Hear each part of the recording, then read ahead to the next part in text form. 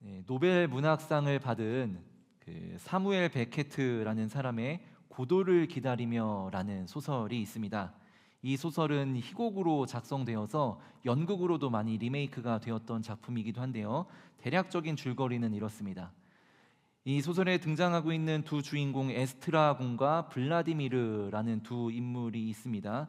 이 두 사람은 방랑자인데 어느 한적한 시골길, 아까 사진에서 보셨던 바와 같이 앙상한 나무 아래에서 고도라는 인물이 오기를 기다리고 있습니다.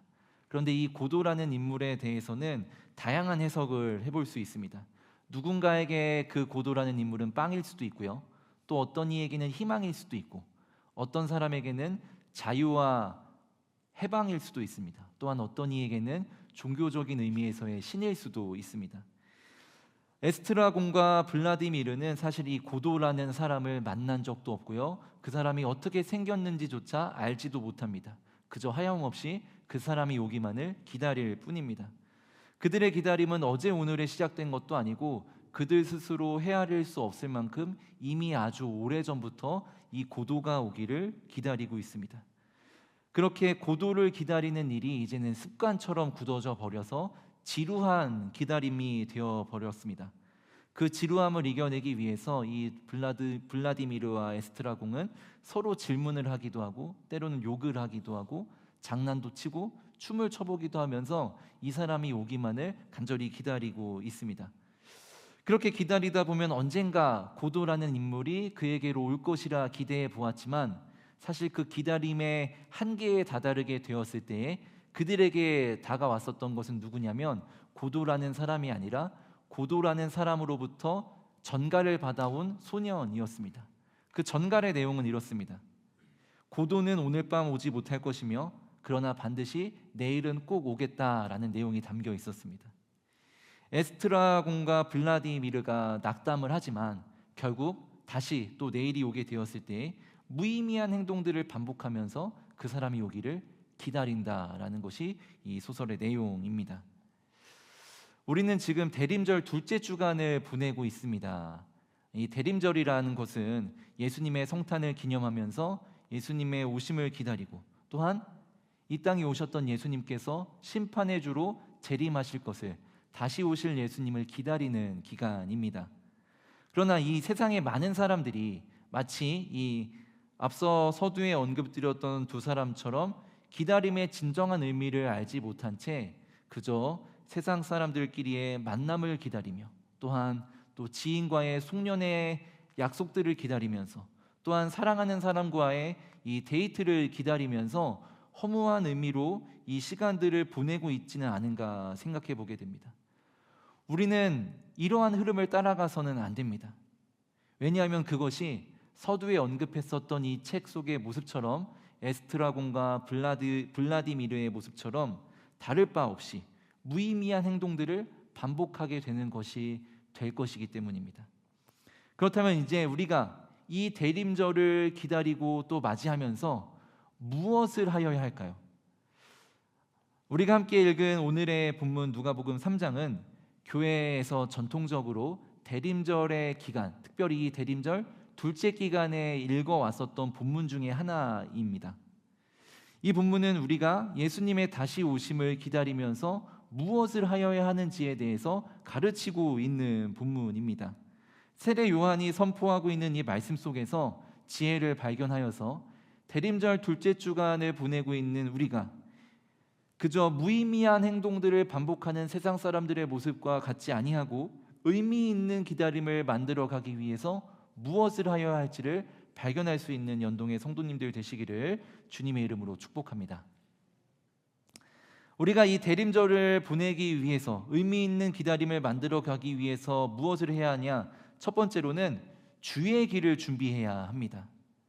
우리는 주님의 길을 준비하는 삶을 살아가야 한다라는 것이죠. 세례 요한은 오늘 말씀의 4절에서 이것을 간절하게 외치고 있습니다.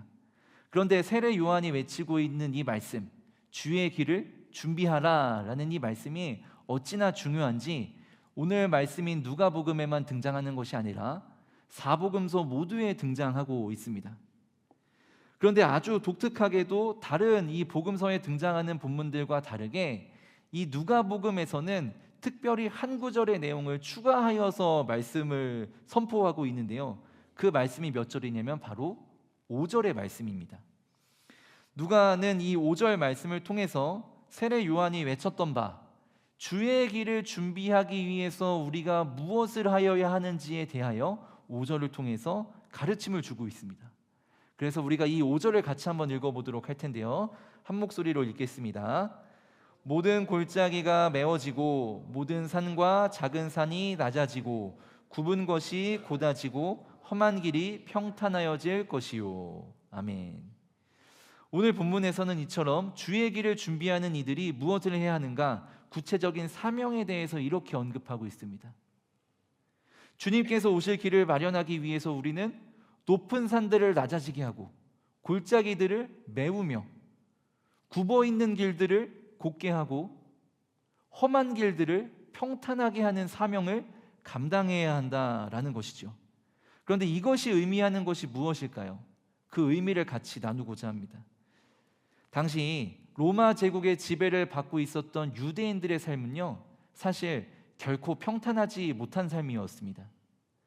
그들은 로마가 임명했었던 각 지역의 분봉왕을 섬겨야 했고, 뿐만 아니라 로마인의 총독, 로마인으로 세워진 총독을 섬겨야 했고, 심지어 로마 군대의 지배를 받아야 했습니다. 유대인들은 이들을 향하여서 막대한 세금을 바쳐야만 했습니다.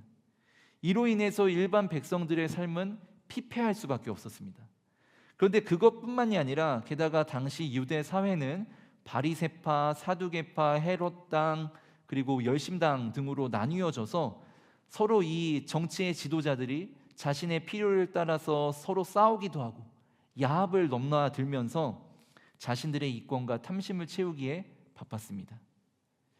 또한 일반 백성들 중에서도 이들에게 아첨하면서 자신의 세를 누리려고 하는 자들도 등장했습니다. 특히 이들의 경제적 수탈이 굉장히 심각했었는데 71인으로 구성되어 있었던 당시 종교의회인 산헤드린에서 권력을 지니고 있는 막강한 이들이 율법 해석과 재판들을 자기 마음대로 주관하고 담당하면서 백성들 위에 군림하였고, 백성들은 이들이 벌이고 있는 불의함이나 불법들에 대해서 막을 재간이 없었습니다. 그런데 이 모습, 당시 로마 제국에 살고 있었던 유대인들의 모습과 자금의 이 시대에 살아가고 있는 우리들의 모습이 유사하다고 할 수 있지 않을까요? 사실 우리 국민들의 삶은 전반에 걸쳐서 평탄하지 못합니다. 나라의 지도자들은 서로의 정당과 진영으로 나뉘어져서 싸움과 야합을 넘나들고 있습니다. 이권과 탐심을 채우기 위해서라면 이들은 국민의 안위에는 조금도 관심을 두고 있지 않습니다. 이로 인해서 우리 사회의 골짜기는 더욱더 깊어질 뿐입니다. 민생은 더 굽이치고 험난해지고 있습니다. 북한은 여전히 우리를 위협하고 있고 세계 열강들은 우리나라를 이용하고자 지금도 우리들에게 다가오고 있습니다. 위협하고 있죠. 이 땅의 다음 세대들은 어떻습니까?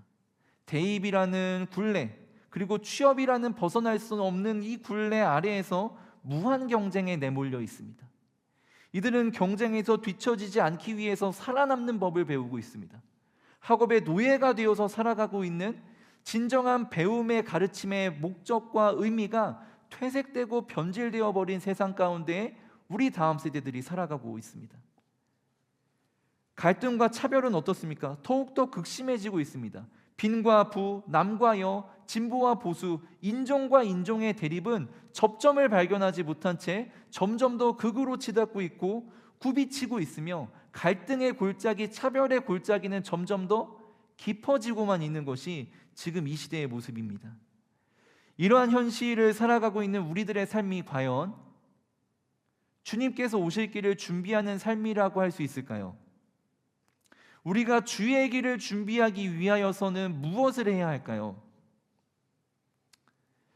저는 그것이 우리 연동교회가 걸어왔었던 그 역사의 길 가운데 답이 있다고 생각을 합니다. 제가 이제 연동교회에 부임한 지 벌써 3개월이 조금 지났습니다.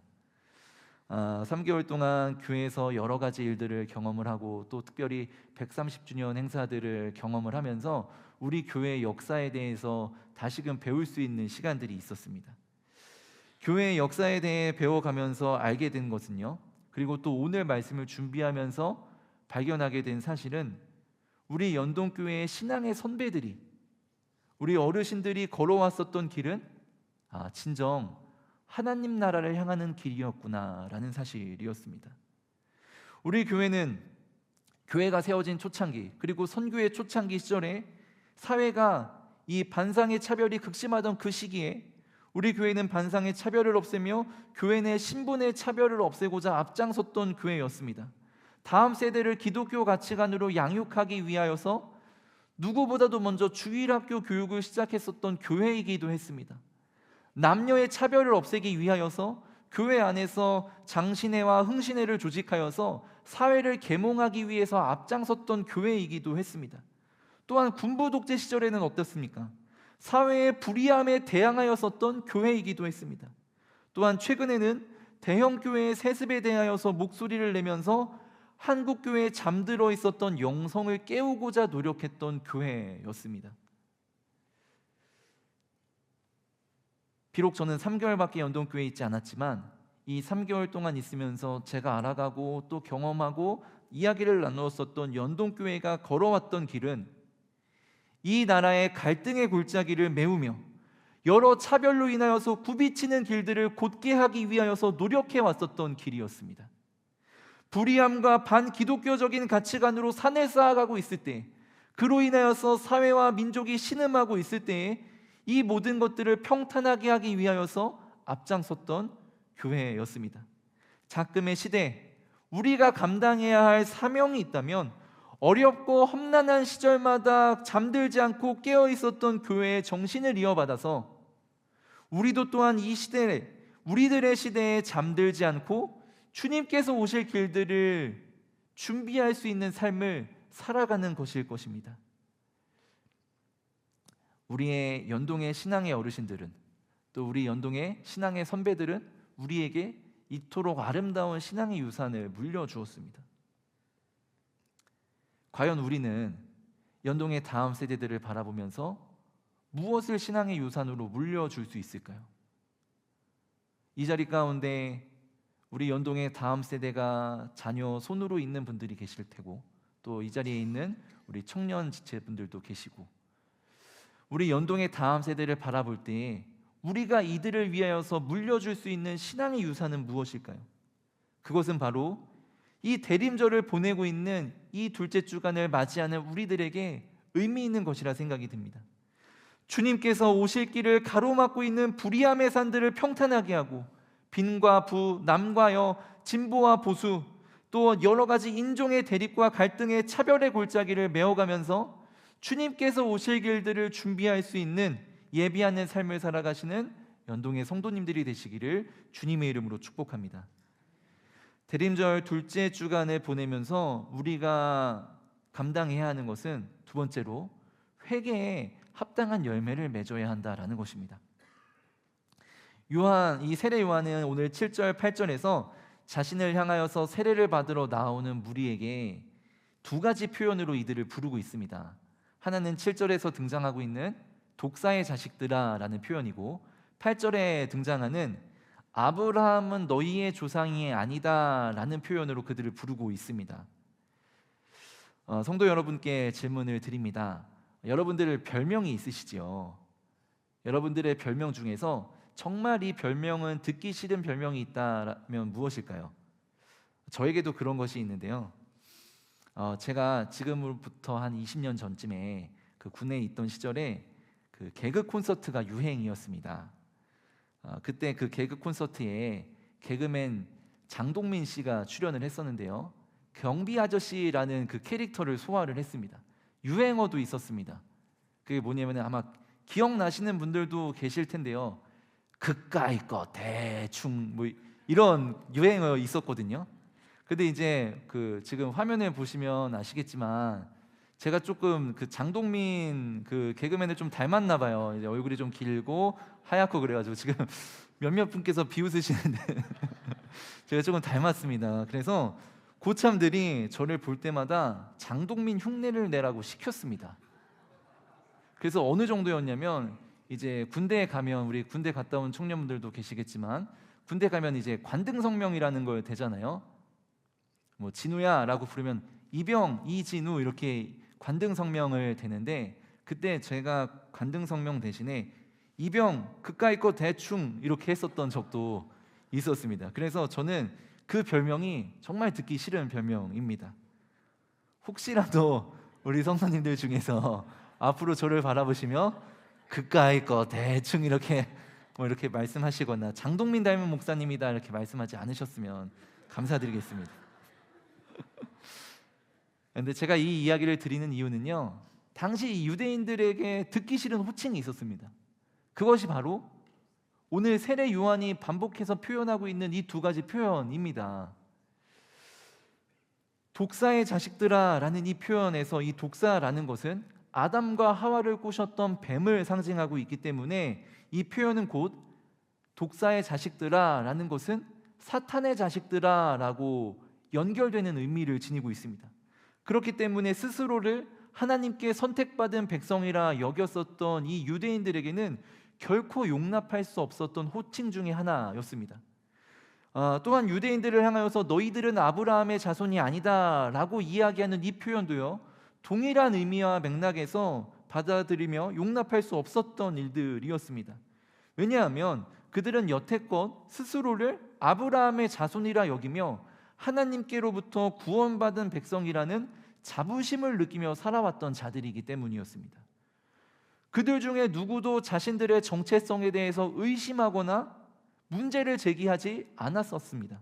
그런데 지금 이 시간 세례 요한이 그들을 향하여서 독사의 자식들아 라고 그들을 향하여서 독서를 퍼부으며 그들에게 그들의 정체성에 대하여서 문제를 제기하고 있는 것입니다.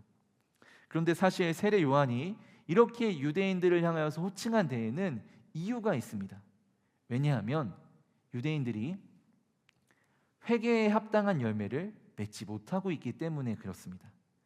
오늘 말씀 8절을 읽도록 하겠습니다.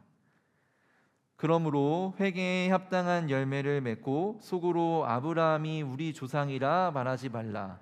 내가 너희에게 이르노니 하나님이 능히 이 돌들로도 아브라함의 자손이 되게 하시리라. 아멘. 여기에서 회개에 합당한 열매란 무엇일까요? 세례 요한이 유대인들을 향하여서 지적하고 있었던 회개에 합당한 열매란 무엇일까요? 회개라는 단어는 헬라어로 메타노이아스라는 단어입니다. 이 단어는 마음을 주목하고 있는데요, 마음을 바꾸는 것을 회개라고 언급한다라는 것이죠. 거기에 더해서 합당한이라는 단어는 헬라어로 악시온이라는 단어인데요, 이것은 무엇과 동일한 무게를 지닌다라는 의미를 지니고 있습니다. 즉 상인이 물건을 팔 때 물건을 올려놓고 이 저울질을 하지 않습니까? 이 저울이 이 물건의 무게에 맞게 평행을 이룰 때 이것을 악시온이라는 단어로 표현을 합니다. 즉 진정한 회개란 무엇입니까? 우리의 마음을 바꾸는 동시에 이 마음과 동일한 무게만큼 행동을 변화시키는 것이야말로 진정한 회개다라고 세례 요한이 언급을 하고 있는 것입니다. 우리는 때로 마음으로만 회개 기도를 할 때가 있습니다. 그러나 그 회개 기도를 한 무게만큼 삶에서 행동으로 변화가 나타나지 않을 때가 있지요. 이것은 세례 요한이 지적하고 있는 회개에 합당한 열매를 맺지 못하는 삶의 모습이라고 할 수 있습니다. 그런데 그것이 바로 지금 유대인들의 삶의 모습 가운데 나타나고 있다는 것입니다. 말씀을 통해서 세례 요한이 강조하고자 했던 것은 무엇입니까? 당시 유대인들의 회개는 합당한 열매를 맺지 못하는 안일한 회개에 그치고 있었다라는 것을 강조하고자 했던 것입니다. 이들이 회개에 대하여서 안일한 태도를 갖고 있었던 것은 무엇입니까? 그 원인이 무엇입니까? 우리는 또한 회개에 대하여서 안일한 태도를 갖고 있는 그 원인이 무엇입니까? 이미 우리는 하나님께 구원을 받았기 때문에 더 이상 회개하지 않아도 된다라는 안일한 믿음이 우리 안에 있기 때문이었음을 세례 요한은 오늘 말씀을 통해 유대인들에게 선언을 하고 있는 것입니다. 그들은 하나님께 선택받은 민족이기 때문에 우리는 구원을 약속받은 자들이다, 회개하는 것은 우리랑은 전혀 상관이 없다라고 스스로 생각을 하고 있었던 것입니다. 그래서 세례 요한은 그들의 잘못된 구원관을 깨부수며 오늘 말씀 9절에서 회개에 합당한 열매를 맺지 못하는 자들마다 도끼에 찍혀서 불에 던져지게 될 것이다 라고 강조하며 유대인들의 안일한 믿음으로 인해 받게 될 심판을 경고하고 있습니다. 사랑하는 연동의 성도 여러분, 우리는 오늘 말씀 앞에서 우리들의 믿음을, 우리들의 회개를, 우리들의 연약한 믿음을 돌아볼 수 있어야 합니다. 과연 우리는 회개에 합당한 열매를 맺고 있을까요? 그저 우리는 마음으로만 잘못을 깨닫고 마음으로만 회개를 기도하는 것에 그치고 행동하는 열매를 간구하고 있었던 것은 아니었을까요? 성경은 아니지만 논어를 통해서 공자가 이런 말을 남겼습니다. 과의불개, 시위과의라는 단어입니다. 잘못을 알고도 고치지 않는 것, 우리는 이것을 잘못이라고 한다라는 의미를 지니고 있습니다. 어쩌면 이것이 많은 신앙인들의 삶에 적용해 볼 수 있을 만한 고사성어가 아닐까라는 생각이 들었습니다. 우리는 마음으로만 반복적인 회개 기도를 하는 것에서 그치지 않고 그것과 동일한 무게를 지닌 행동의 변화를 일으킬 수 있어야 합니다. 우리가 잘못하는 것을 아는 것에서 그쳐서는 안 됩니다. 잘못하는 것을 고치고 이것을 통하여서 다시금 하나님 앞에서 온전한 믿음을 갖도록 노력하는 삶이야말로 진정한 회개에 이르는, 회개에 합당한 열매를 맺는 삶이라고 할 수 있을 것입니다. 우리에게 행동의 열매를 맺어야 할 중요성을 일깨워주는 이야기가 있어서 잠시 소개해드리고자 합니다. 아마 성도 여러분들께서도 들어보셨을 만한 예화 이야기인데요, 이 악마들의 회의라는 예화입니다. 악마들끼리 모여서 어떻게 하면 그리스도인들을 실족시킬 수 있을까 회의를 했다고 합니다. 뭐 이런 회의도 하나 봐요. 이에 젊은 악마가 그리스도인들을 다 죽입시다 라고 제안을 합니다. 그런데 그때 경험이 많은 늙은 악마가 이렇게 이야기를 하며 반대를 합니다. 기독교인들을 다 죽여봤더니 순교가 씨앗이 되어서 더 많은 기독교인들이 생겨나게 되더라, 이러면서 반대를 합니다. 그러자 다시 젊은 악마가 그러면 기독교인들을 모두 감옥에 가둬봅시다, 그래서 전도도 못하게 막아봅시다 라고 제안을 하자 또다시 반대를 하면서 기독교인들을 감옥에 가둬봤더니 감옥 안에서 기도하고 찬송하고 죄수들을 전도도 하더라, 그러면서 반대를 합니다. 그때 한 교활한 악마가 이렇게 제안을 합니다. 기독교인들에게 예수를 잘 믿게 하고 기도도 하게 하고 성경도 읽게 하고 찬송도 하게 하고 전도도 하게 합시다. 그런데 오늘은 불편하니까 내일부터록 하도록 합시다 라는 이 게으름을 심어주자라고 제안을 했다고 합니다. 아마 여러분들 다 들어보셨을 만한 이야기일 텐데요, 이 이야기가 우리에게 주는 교훈은 무엇입니까? 회개에 합당한 열매를 맺는 삶을요, 우리는 자주 내일로 미루고자 합니다. 오늘은 기도하는 것으로 만족하고 당장 지금 나의 삶에서 누려야 할 여러 가지 즐거운 것들과 또 내가 만나야 할 세상의 사람들과 세상의 거래들과 여러 가지 것들 앞에서 오늘은 잠시 세상에 속해 있고 내일부터 하나님께로 돌아와서 신앙생활을 다시금 열심히 해보자 라는 마음으로 이 우리의 믿음을 대할 때가 너무나 많이 있다라는 것, 우리는 경험적으로 잘 알고 있을 것입니다. 특히 대림절 둘째 주간을 보내고 있는 지금 우리는 우리의 믿음을 일깨워 안일한 믿음과 안일한 회개에서 벗어나서 잘못을 깨닫는 것에서 그치지 않고 이 회개의 마음을 바꾸는 그 무게만큼 행동의 변화를 일으킬 수 있는 믿음의 삶으로 나아가야 한다라는 것을 기억하시는 연동의 성도님들 되시기를 주님의 이름으로 축복합니다. 끝으로 이 대림절 둘째 주간을 보내면서 우리는 내 몫의 평화를 감당할 수 있어야 합니다. 세례 요한은 오늘 말씀 10절에서 14절에서 회개에 합당한 열매를 맺지 못하고 나아오고 있는 무리들이 누구인지에 대하여서 소개를 하고 있습니다. 그런데 여기서 우리가 주목해 볼 것은 세례 요한 앞으로 나아오고 있는, 또한 세례 요한에게 하나님의 나라의 평화를 방해하고 있다라고 지적을 받고 있는 이들에 대하여 마태복음과 누가복음의 시각이 전혀 다르다라는 것이 참 주목해 볼 만한 점입니다.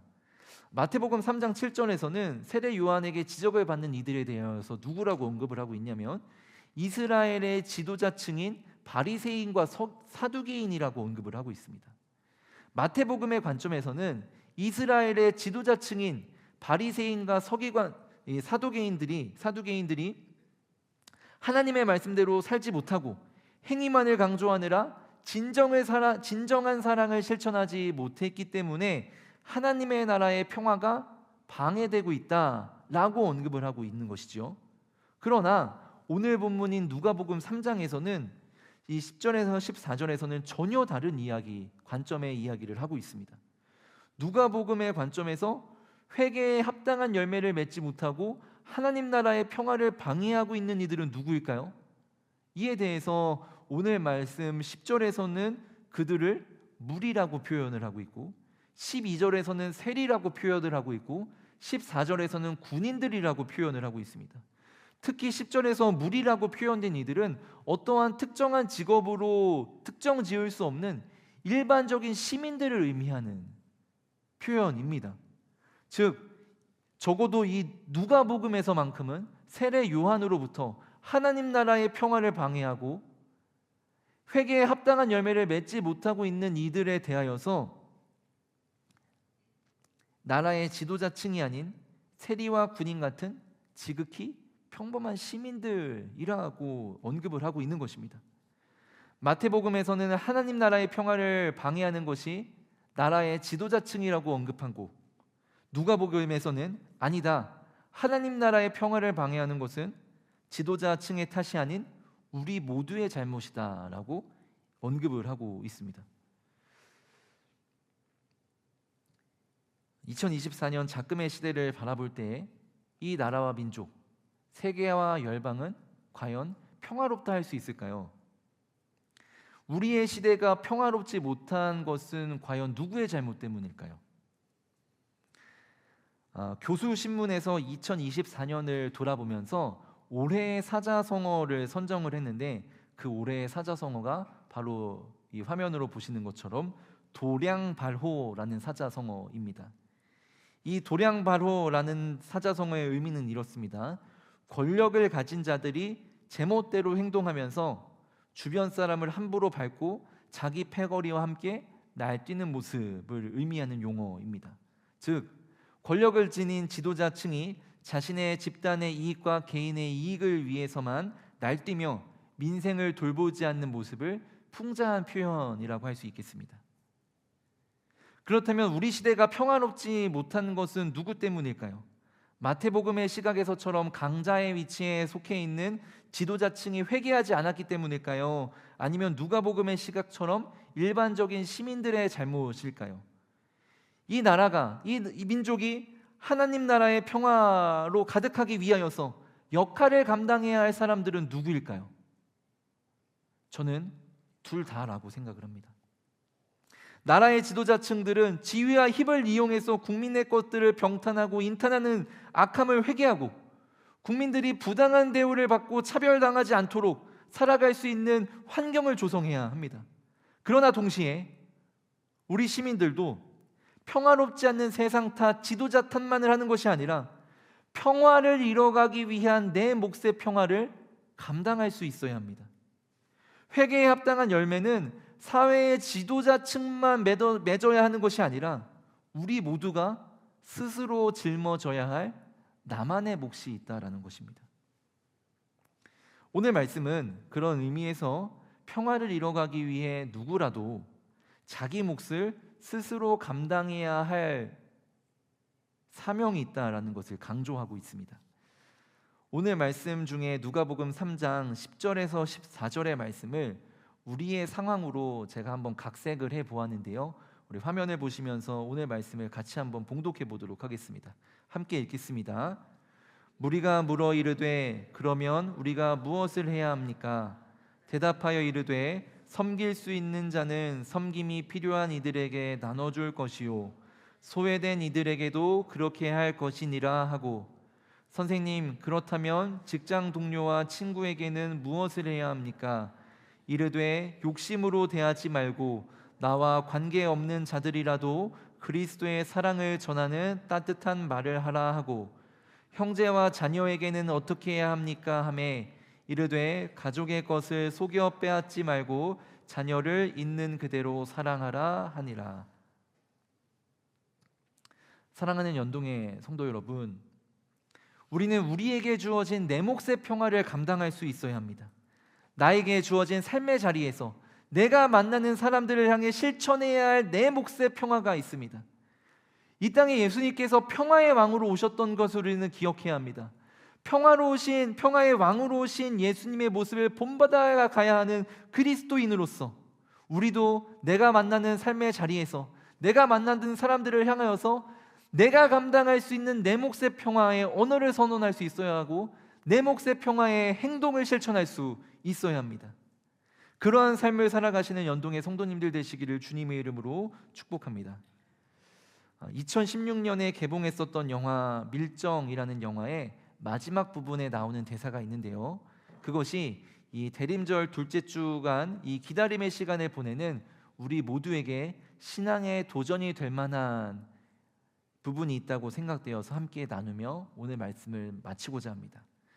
그 내용은 독립군의 대장이 단원들을 독려하면서 전했던 말입니다. 우린 실패해도 앞으로 나아가야 합니다. 실패가 쌓여 그것을 디딛고 일어서 앞으로 전진해야 하고 더 높은 곳으로 올라서야 합니다. 다시 오실 예수님을 기다리는 대림절입니다. 우리가 무엇을 하여야 진정 의미 있는 기다림이 될 수 있을까요?